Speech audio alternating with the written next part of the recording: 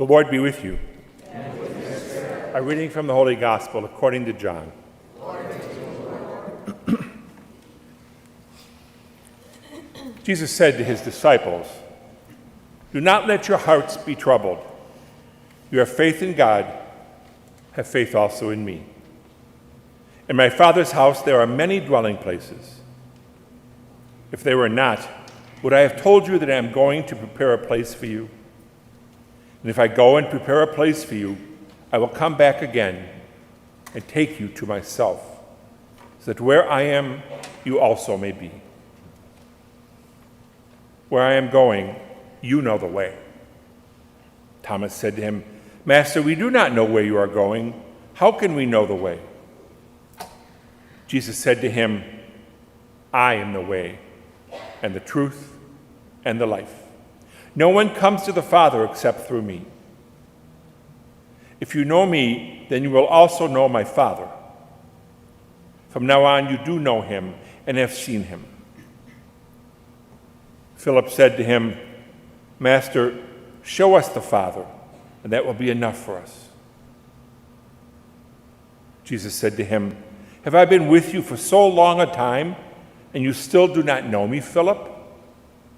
Whoever has seen me has seen the Father. How can you say, 'Show us the Father'? Do you not believe that I am in the Father and the Father is in me? The words that I speak to you, I do not speak on my own. The Father who dwells in me is doing his works. Believe me that I am in the Father and the Father is in me, or else believe because of the works themselves.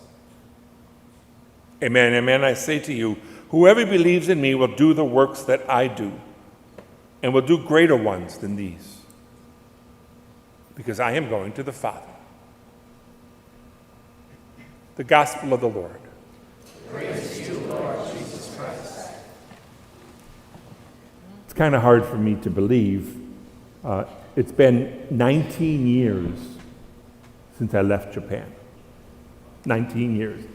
And those of you who have been here for a while and know me, and I used to tell lots of stories of Japan, and I tell a little less now because I don't remember them. 19 years is a long time. In fact, sometimes I ask myself, was I really there? Did all that really happen in my life? And of course I know it did, and I look at pictures or whatever. But sometimes it's just like, really? Really? I don't know if you've had situations like that, where you look back at something in the past part of your life, and you go, did that really happen to me? I was thinking the other day about this pandemic that we all went through. And it was a horrible situation. And it's only been 3 years. And that whole first year is kind of blurred to me.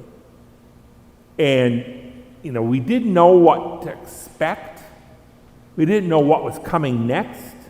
Do we wear gloves or don't we wear gloves? Do we wear masks or don't we wear masks?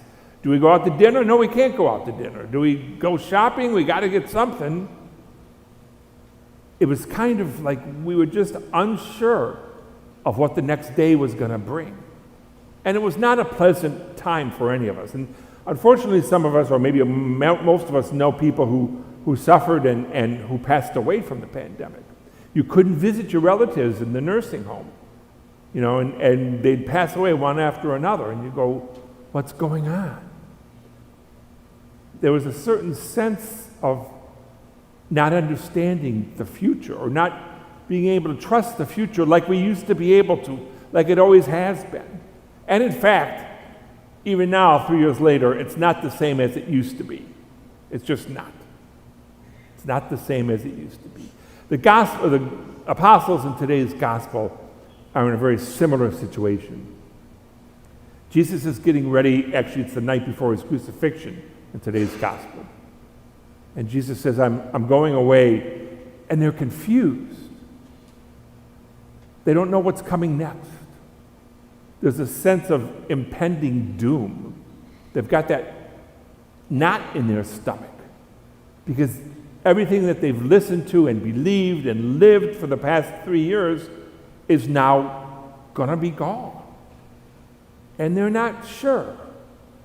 Just like a few years ago, we weren't sure what was happening with the pandemic coming and going and what was going to happen.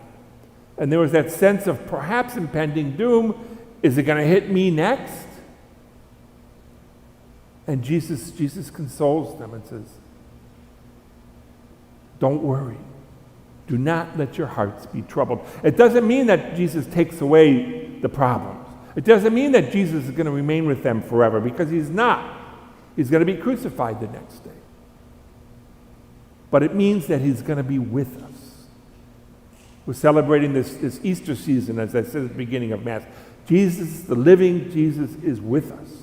And sometimes our idea of God is so small that we can't imagine how large and generous God's presence is for us. And that he takes us through those times in our lives when we don't know what's coming next, when we have that sense of impending doom, like the apostles did, like we might have a few years ago at the beginning of the pandemic. I know someone who recently lost their job,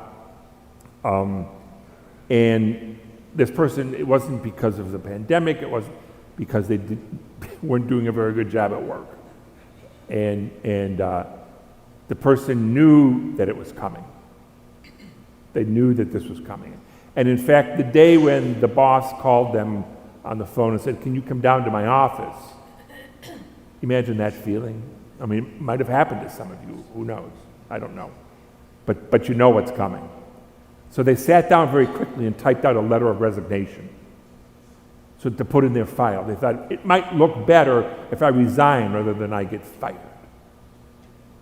A sense of impending doom, not knowing what's coming next.